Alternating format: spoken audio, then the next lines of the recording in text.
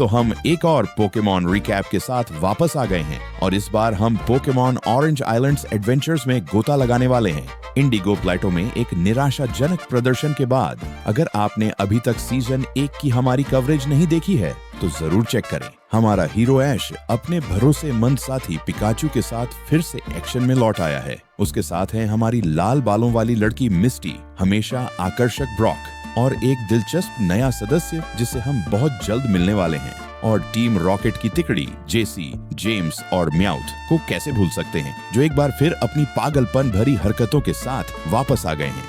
जो सफर एक तरफा यात्रा के रूप में शुरू हुआ था वही अब एक पूरी तरह से भरे हुए एडवेंचर में बदल चुका है, जहां हमारा हीरो नए पोकेमोन से भिड़ता है, अलग अलग और अनोखी जिम चुनौतियों का सामना करता है और रास्ते में नए दोस्त बनाता है। अब जब इंट्रो खत्म हो चुका है तो चलिए सीधे सीजन 2 के पहले एपिसोड में कूदते हैं, जिसकी शुरुआत होती है पैलेट पार्टी पेनिक से। तो ऐश इंडिगो प्लेटो लीग में हिस्सा लेने के बाद वापस अपने शहर लौट आया है और उसके इस प्रदर्शन का जश्न मनाने के लिए प्रोफेसर ऑक एक पार्टी रखते हैं। लीग में हारने के बावजूद ऐश खुद को काफी आभारी महसूस कर रहा होता है और यह सुनिश्चित करता है कि पिकाचू और बाकी पोकेमॉन भी इस जश्न का हिस्सा बने। शुक्रिया तुम्हारा पिकाचू। इस बीच शरारती जेसी, जेम्स और म्याउथ जो खुद को भेष बदल कर छिपा चुके होते हैं। इसी बीच ब्रॉक कुछ ऐसा खाना बनाता है जो इतना ज्यादा तीखा होता है कि स्क्वर्टल भी आग उगलने लगता है। इस पूरे हंगामे के बीच टीम रॉकेट मौका देखकर पिकाचू को उठा लेती है और हमेशा की तरह अपने स्टाइल में खुद को जाहिर करती है। जैसे ही वे भागते हैं, ऐश पिजियोटो की मदद से उन्हें रोकने की कोशिश करता है लेकिन नाकाम रहता है क्योंकि रॉकेट तिकड़ी एक और गुब्बारे का इस्तेमाल कर लेती है, जबकि पिजियोटो को जड़ भरे डंक से चोट लग जाती है। अब कोई और रास्ता न देखकर ऐश चारजार्ड को बुलाने का फैसला करता है, लेकिन हमेशा की तरह चारजार्ड ऐश की बातों से ज्यादा खाने में दिलचस्पी दिखाता है। हालांकि जब टीम रॉकेट खाना उड़ा देती है तो फायर लिजर्ड की नजर सीधे उन पर चली जाती है। अपहरण की योजना नाकाम हो जाती है और पिकाचू को बचा लिया जाता है। इसके बाद ऐश पिजियोटो को प्रोफेसर ओक के पास ले जाता है, जो गैंग को एक नया मिशन देते हैं। वेलेंसिया आइलैंड पर प्रोफेसर आइवी तक एक रहस्यमयी पोकेबॉल पहुंचाने का। गैंग पैलेट टाउन छोड़कर एक ऐसे जंगल में प्रवेश करता है जिस पर स्पीरो का राज होता है और ऐश को तुरंत याद आ जाता है कि यही वही स्पीरो है जिस पर उसने सीजन 1 की शुरुआत में अपनी यात्रा के दौरान पत्थर फेंका था। लगता है स्पीरो ने उस बेइज्जती को दिल पर ले लिया था और अब बदला लेने वापस आ गया है। ऐश पिकाचू को थंडर शॉक इस्तेमाल करने का आदेश देता है और दोनों एक पेड़ पर गिर पड़ते हैं, जहां उनकी मुलाकात टीम रॉकेट से होती है। रॉकेट तिकड़ी उन्हें बताती है कि कैसे स्पीरो पिजी पर आतंक मचा रहा है। पिजियोटो और वे तब तक यहाँ से जा नहीं सकते जब तक वह FOH खत्म न हो जाए। हम फंसे हुए हैं क्योंकि FOH और ये स्पीरो इन पिजी और पिजियोटो के साथ बिल्कुल भी नहीं बनते। ऐश हालात को अपने हाथ में लेने का फैसला करता है और टीम रॉकेट तिकड़ी को उछालकर दूर भेज देता है। फिर पिजियोटो से कहता है कि वह बाकी सबको सुरक्षित जगह तक ले जाए। उसी वक्त FOH आ जाता है और ऐश के पिजियोटो पर हमला करना शुरू कर देता है। तभी पिजियोटो ऐश और पिकाचू के सामने ही विकसित होकर पिजियोट बन जाता है। पिजियोट FOH को हरा देता है और ऐश उसे पकड़ने की भी कोशिश करता है, लेकिन FOH पूरी तरह से मना कर देता है और उड़ते हुए वहाँ से चला जाता है। ये देखकर कि पिजी और पिजियोटो के लिए अकेले जिंदा रहना कितना खतरनाक है, ऐश फैसला करता है कि वह पिजियोट को यहीं छोड़ देगा ताकि वह उनकी देखभाल कर सके। वह वादा करता है कि प्रोफेसर ऑक का पोकेबॉल पहुंचाने के बाद वह वापस लौटेगा और हमारा हीरो अपने नए एडवेंचर पर निकल पड़ता है, जबकि पीछे टीम रॉकेट को गुस्से में भरे स्पीरो दौड़ा रहे होते हैं। अब अगला episode a skier in the air शुरू होता है, जहां हमारी गैंग वेलेंसिया आइलैंड की ओर जा रही होती है। इस दौरान ब्रॉक लड़कियों से मिलने के सपने देख रहा होता है और एक गाइड बुक पढ़ता है जिसमें लिखा होता है कि एक ब्लिम्प है जो उन्हें एक ही दिन में वहां पहुंचा सकता है। गाइड बुक कहती है कि अगर आप ब्लिम्प से जाएं तो एक दिन से भी कम समय लगता है, लेकिन क्योंकि उनके पास पैसे नहीं होते, उनके पास पैदल चलने के अलावा कोई विकल्प नहीं बचता। तभी किस्मत से उन्हें 2 लोग लॉटरी कराते हुए दिख जाते हैं और पता चलता है कि ग्रैंड इनाम होता है वेलेंसिया आइलैंड तक की एक ब्लिम्प राइड। मतलब ठीक है, लेकिन क्या लॉटरी का इनाम आमतौर पर लाखों डॉलर नहीं होता? खैर छोड़ो और अंदाजा लगाओ क्या हमारा लड़का सच में ग्रैंड प्राइज जीत जाता है। क्या किस्मत है। इसके बाद सीन शिफ्ट होता है टीम रॉकेट तिकड़ी पर, जो किसी और से नहीं बल्कि टीम रॉकेट के बॉस जियोवानी से कॉल पर बात कर रहे होते हैं। जियोवानी उन्हें उनकी टॉप सीक्रेट मिशन के बारे में बताता है तुम तीनों को टीम रॉकेट की ड्यूरेबल डिवीजन यानी ब्लिम्प ब्रिगेड में ट्रांसफर किया जा रहा है। इधर ऐश और गैंग आखिरकार उस ब्लिम्प को देख लेते हैं जो काफी जर्जर हालत में होता है। ऐसा बिल्कुल नहीं लगता जिस पर कोई उड़ना चाहे। इसके बावजूद टीम रॉकेट ऐश और बाकी सबको धक्का देकर ब्लिम्प के अंदर भेज देता है और कहता है कि चिंता करने की कोई बात नहीं है। जैसे ही वे अंदर चढ़ते हैं, जिग्लीपफ आ जाता है और एक लीवर पर कूद पड़ता है, जिससे ब्लिम्प अपने आप उड़ान भर लेता है। गैंग ब्लिम्प के अंदर जाती है, लेकिन उन्हें जल्दी ही एहसास हो जाता है कि फर्स्ट क्लास ट्रीटमेंट के बारे में उनसे झूठ बोला गया था और हालात और भी खराब हो जाते हैं जब ऐश सच में फर्श के आर पार नीचे गिर जाता है। अचानक ब्लिम्प डगमगाने और हिलने लगता है तो जेम्स और जेसी, जिन्हें कुछ भी समझ नहीं आ रहा होता, म्याउथ की तरफ देखते हैं। म्याउथ कबूल करता है कि ब्लिम्प को कोई भी उड़ा ही नहीं रहा है। जैसे तैसे वे सब कुछ समझने की कोशिश कर ही रहे होते हैं कि सामने से एक तूफान आता हुआ दिखता है।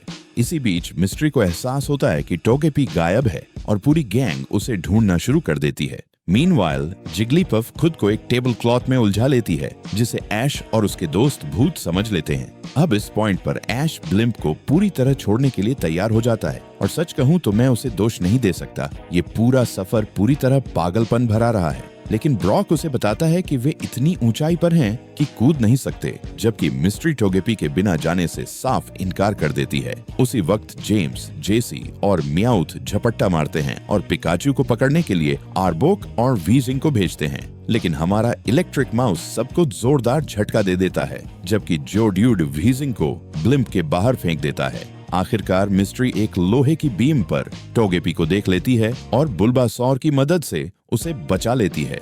जहां तक टीम रॉकेट की बात है, वे ब्लिम्प से नीचे गिर जाते हैं क्योंकि जिग्लीपफ का गाना उन्हें सुला देता है। सीधे गुड नाइट। अब ब्लिम्प तेजी से गैस खो रहा होता है और ब्रॉक उसे क्रैश लैंड करवाकर वलेंसिया आइलैंड पर उतार देता है। खैर, कम से कम वे पहुंच तो गए, है ना। एपिसोड 3 पोकीबॉल पेरिल की शुरुआत होती है जब ऐश और गैंग आखिरकार वलेंसिया आइलैंड पर उतरते हैं और प्रोफेसर आइवी की लैब को ढूंढने निकलते हैं ताकि उस रहस्यमयी जीएस बॉल को सौंप सके। आइवी की लैब पहुंचने पर उनका स्वागत उसकी 3 असिस्टेंट्स होप, जिटी और फेथ करती हैं, जो उन्हें आइवी तक ले जाती हैं। अब लैब के अंदर आइवी उन्हें जीएस बॉल दिखाती है और बताती है कि कई बार कोशिश करने के बावजूद वे इसे खोल नहीं पाई। हमने हथौड़े, क्रोबार, सब कुछ आजमाया। ऐश प्रोफेसर ऑक को कॉल करता है ताकि उन्हें बता सके कि वे सुरक्षित रूप से आइलैंड पहुंच गए हैं और साथ ही उस रहस्यमयी पोकेबॉल को भी दिखाता है। दूसरी ओर टीम रॉकेट के लिए हालात अच्छे नहीं हैं क्योंकि उनका ब्लिम्प टूट चुका है, लेकिन पिकाचू को हर हाल में पकड़ने की उनकी जिद उन्हें फिर से एक्शन में ले आती है। थोड़ी देर बाद आइवी लैब के आसपास मौजूद कुछ पोकेमॉन दिखाती है और समझाती है कि इस आइलैंड का मौसम पोकेमॉन के रंगों को प्रभावित करता है, जिससे वे बाकी जगहों के पोकेमॉन से काफी अलग दिखते हैं। तभी उनकी नजर एक बटरफ्री पर पड़ती है जो खाना खाने से मना कर देता है। वह छोटा बटरफ्री कई दिनों से कुछ भी नहीं खा रहा है, जिसे देखकर प्रोफेसर आइवी उदास हो जाती है। इसे देखकर ब्रॉक आगे आता है और तुरंत खाना इम्प्रोवाइज करता है, जिससे खाना इतना स्वादिष्ट बन जाता है कि बटरफ्री उसे खुशी खुशी खाने लगता है। आइवी प्रभावित भी होती है और थोड़ी शर्मिंदा भी, क्योंकि ब्रॉक को पोकेमॉन के बारे में उससे ज्यादा जानकारी है। वे वापस घर लौटते हैं और देखते हैं कि पूरा घर बुरी तरह अस्त व्यस्त है। तो ब्रॉक एक बार फिर आगे आता है और अपना क्लीनिंग मोड ऑन कर देता है। वह घर को व्यवस्थित करता है और साथ ही एक स्वादिष्ट खाना भी बनाता है। यार, इस एपिसोड में ब्रॉक सच में कमाल कर रहा है। अगले दिन ऐश और मिस्ट्री जाने की तैयारी करते हैं, तभी उन्हें पता चलता है कि ब्रॉक ने आइवी के साथ यहीं रुकने का फैसला कर लिया है। लगता है ब्रॉक ने हमारे साथ ही रहने का फैसला कर लिया है। हाँ, ऐश और ब्रॉक एक भाईचारे वाला हैंडशेक करते हैं और जल्द मिलने की उम्मीद के साथ अलविदा कहते हैं। वापस जाते समय ऐश और मिस्ट्री को वही ब्लिम्प एकदम सही हालत में मिल जाता है और रॉकेट ट्रियो उन्हें जबरदस्ती उसमें चढ़ने के लिए मजबूर कर देता है। अंदर जाते ही जेम्स, जेसी और म्याउथ उन्हें एक पिंजरे में बंद कर देते हैं और ऐश और मिस्ट्री को चिढ़ाने से खुद को रोक नहीं पाते, यहाँ तक कि उन पर प्यार में होने का आरोप भी लगा देते हैं। ऐश पिकाचू को हमला करने का आदेश देता है, लेकिन वे उसे चेतावनी देते हैं कि कोई भी इलेक्ट्रिक अटैक पूरे ब्लिम्प को उड़ा सकता है।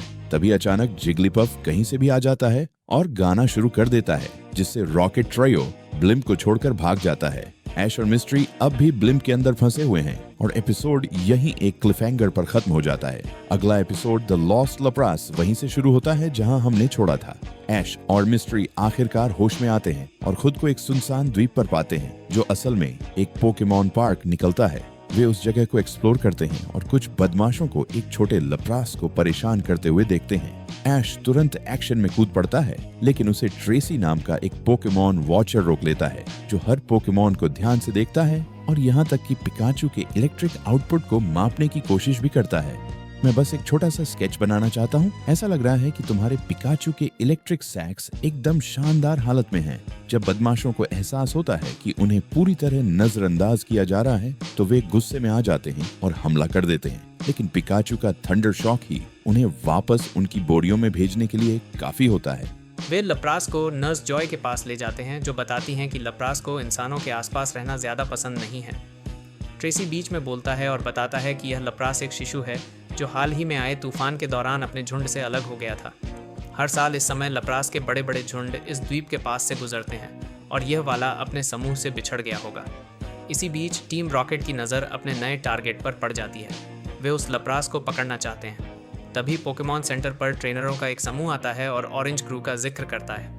ऐश ट्रेसी से पूछता है कि वे किस बारे में बात कर रहे हैं और वह समझाती है कि वे ऑरेंज आर्कीपेलागो के जिम लीडर्स हैं और उन्हें हराने पर ऐश को ऑरेंज लीग चैंपियनशिप में जगह मिलेगी। ऐश बहुत उत्साहित हो जाता है और प्रोफेसर ओक से अनुमति लेने के लिए संपर्क करता है, जिस पर ओक सहमति दे देता है। ट्रेसी बताता है कि वह ओक का बहुत बड़ा फ़ैन है और ऐश और मिस्टी के साथ उनकी यात्रा में शामिल होने का फैसला करता है। बाद में ऐश लप्रास से बात करने की कोशिश करता है और उससे उन पर भरोसा करने को कहता है, लेकिन यह ज़्यादा सफल नहीं होता। तभी वह खुद को साबित करने के लिए पानी में कूद जाता है, लेकिन उसी वक्त टीम रॉकेट आ धमकता है और लप्रास को चुरा लेता है। वे वीजिंग के स्मॉग को कवर की तरह इस्तेमाल करते हैं और लप्रास के साथ भाग निकलते हैं, जिससे ऐश बाइक पर उनका पीछा करता है। वह किसी तरह उनके पास पहुंच जाता है और पिकाचू हमला करता है।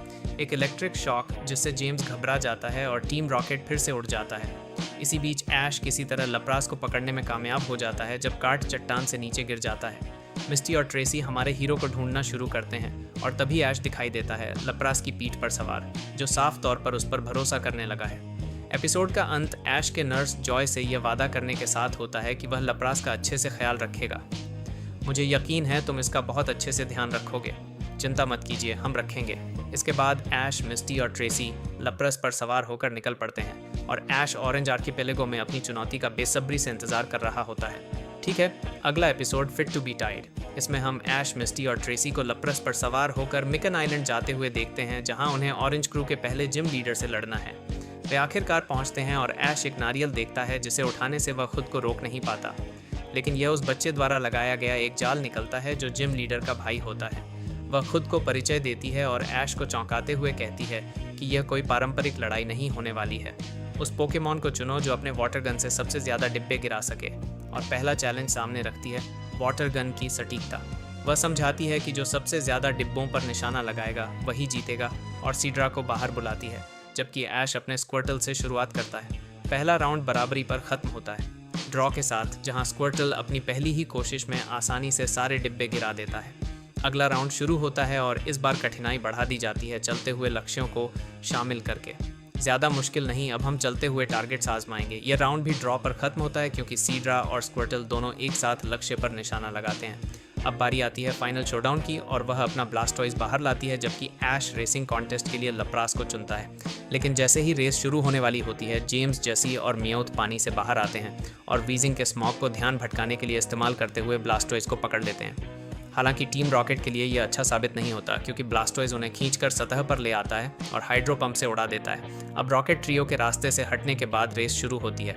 ऐश को संतुलन बनाए रखने में दिक्कत होती है क्योंकि ब्लास्टॉइज लप्रास से टकराता है, जिससे उसका कंट्रोल छूट जाता है। इससे ब्लास्टॉइज को बढ़त मिल जाती है, लेकिन ऐश ऐसा इंसान नहीं है जो आसानी से हार मान ले।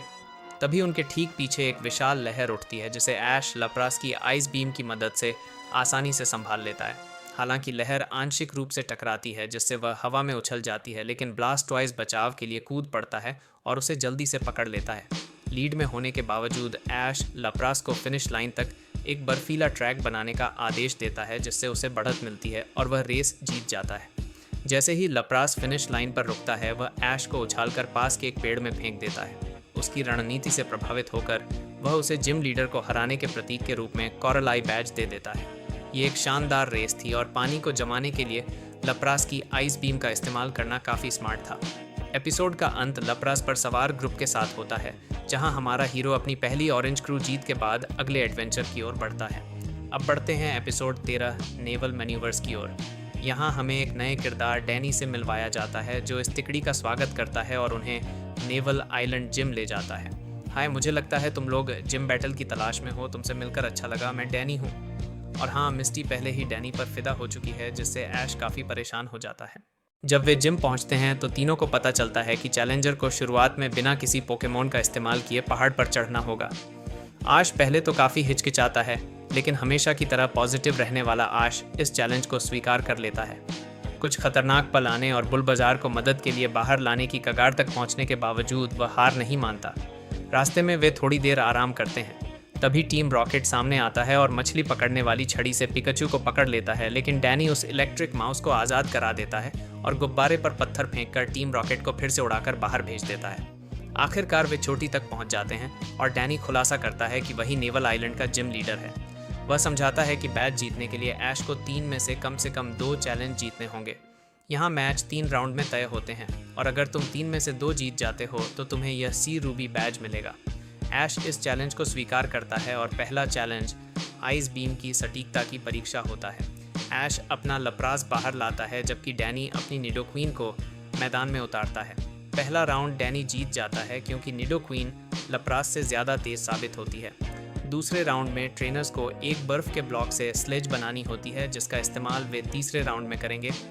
इस चैलेंज के लिए ऐश बुलबासौर, पिकाचू और हैरानी की बात है कि चेरिज़ार्ड को चुनता है, जो हमेशा की तरह ऐश की बात मानने से इनकार कर देता है। चेरिज़ार्ड, हाँ वही चेरिज़ार्ड, क्योंकि ऐश चेरिज़ार्ड कभी भी तुम्हारे कहने पर कुछ नहीं करता।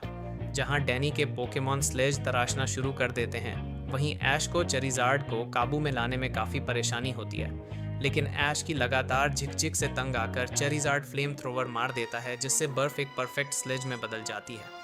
अब स्लेज तैयार होने के बाद वे अपना आखिरी चैलेंज शुरू करते हैं और बर्फीली ढलान से रेस लगाते हैं।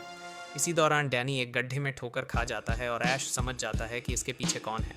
टीम रॉकेट ट्रियो एक बार फिर खुद को उजागर कर देता है।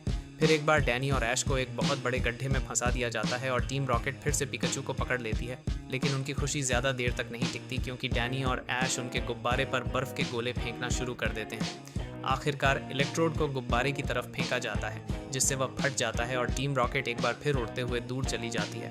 अब टीम रॉकेट के रास्ते से हटते ही रेस फिर से शुरू होती है।